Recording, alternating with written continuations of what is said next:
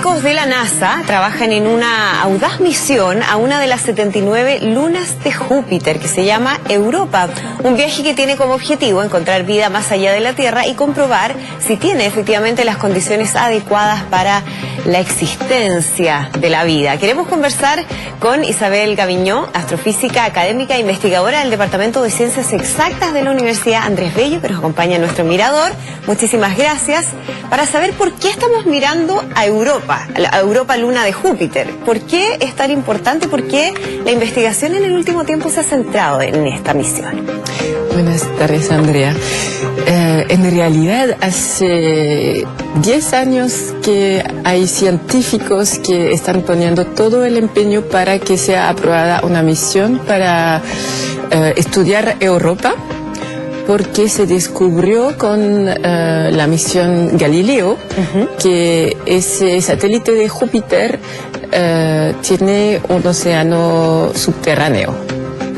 Europa es uno de los 4 satélites de Júpiter que uno puede ver con un pequeño telescopio o con esos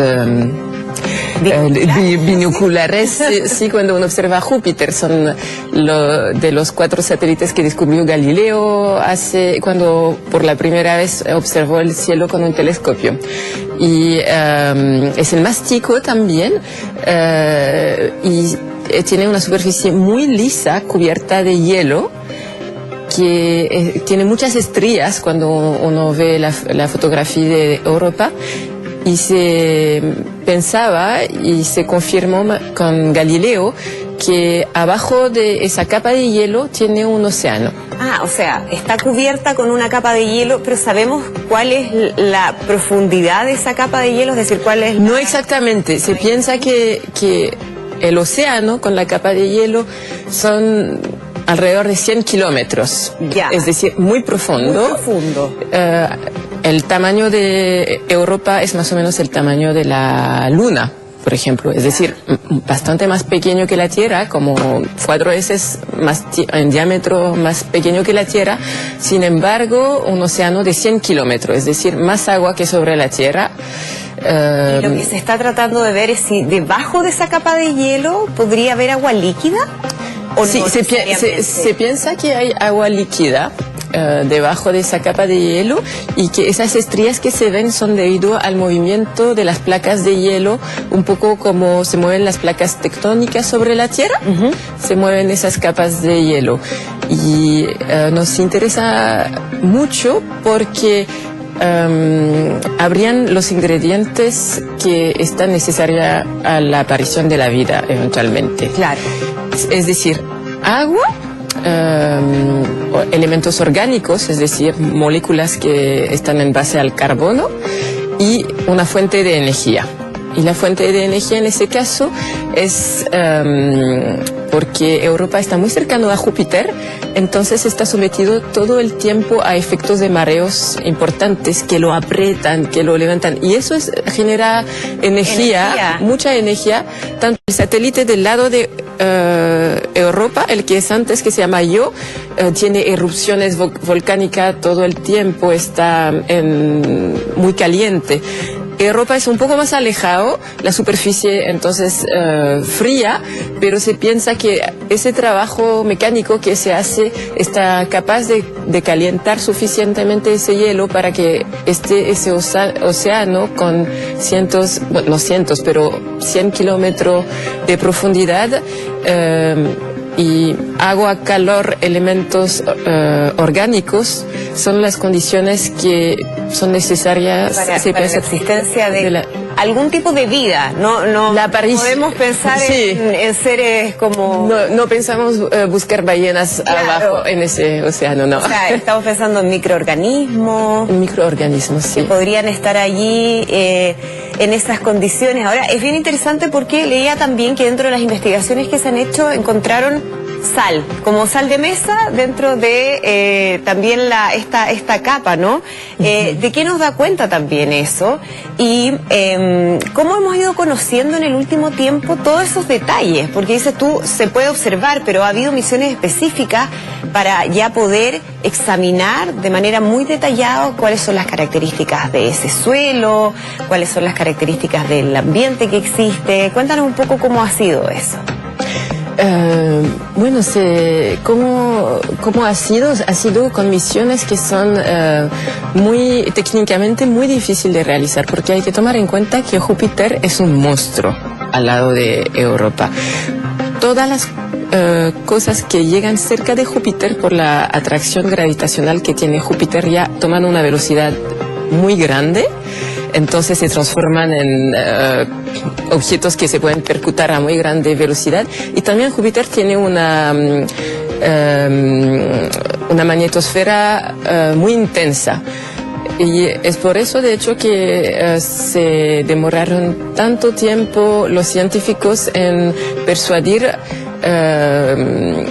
enviar esa nueva misión, porque las misiones anteriores consideraban satélites alrededor de Europa y se consideró que el satélite muy prontamente iba a perder su órbita, iba a estar malogrado por el campo que hay. Entonces esa misión Clipper lo que va a hacer es que no va a estar en órbita alrededor de Europa, sino alrededor de Júpiter, y va a pasar regularmente cerca del satélite Europa. ¿Y cómo se ve todos los elementos? Eso se ven con instrumentos que decomponen la luz, que se llaman espectrógrafos. Van a ver imágenes que se van a tomar en el infrarrojo lejano, que nos va a permitir saber mucho más de cuánto profundo es ese océano subterráneo eventualmente. Entonces tiene una batería de cerca de 10 instrumentos de mucha tecnología. Que tienen que funcionar además, entiendo, con condiciones bien adversas, porque las temperaturas, la radiación, entonces la radiación de Júpiter. Ese instrumento en esas condiciones hace que rápidamente como tú decías, se echen a perder. Sí, no es fácil llegar a Júpiter. No sé si algunas personas han seguido las misiones sobre Marte, que es un planeta mucho más cercano y donde, no sé, un 40% de las misiones no han funcionado, que hubo un problema, no llegó, se perdió, pasó al lado.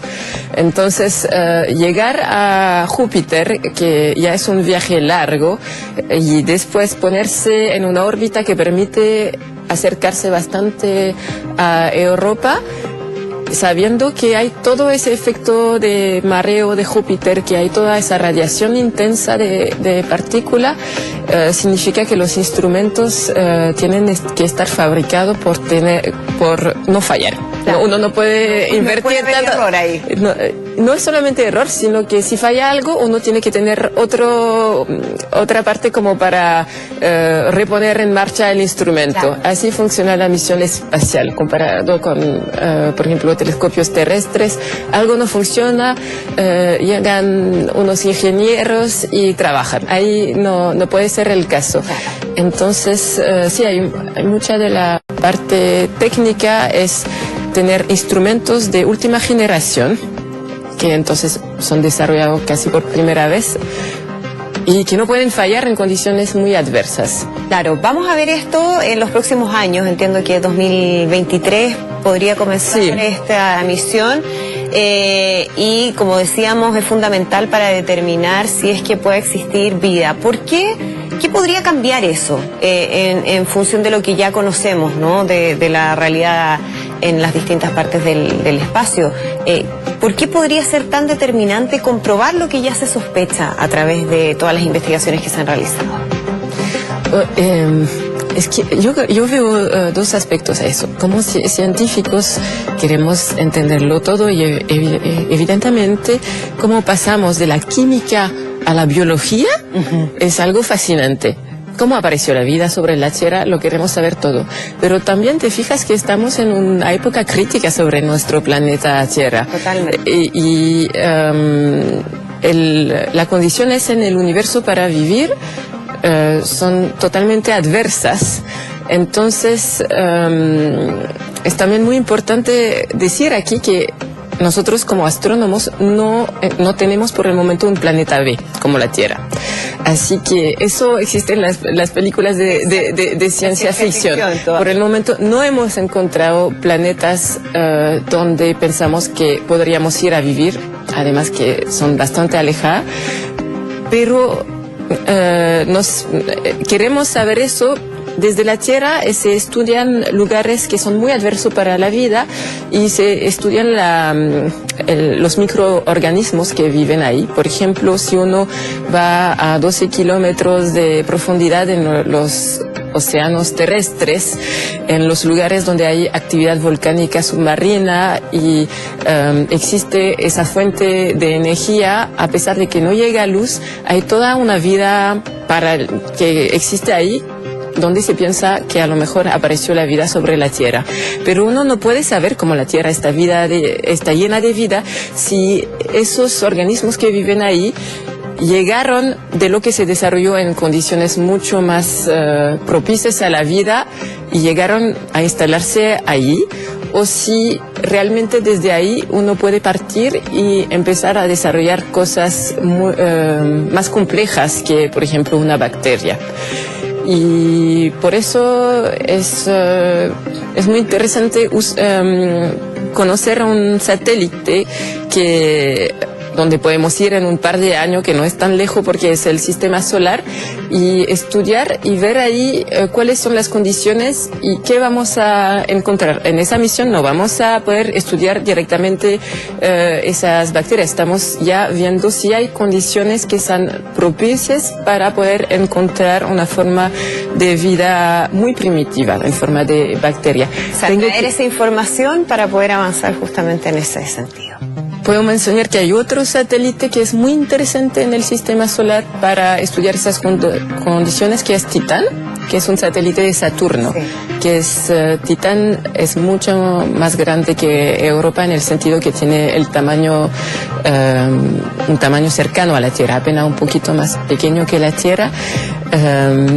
Pero Europa lo que tiene es esa fuente de energía, mucho agua.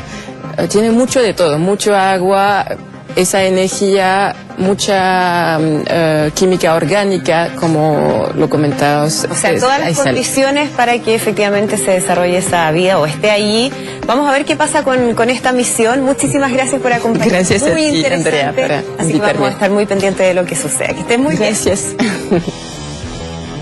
Bien, nosotros nos vamos a una pausa y luego vamos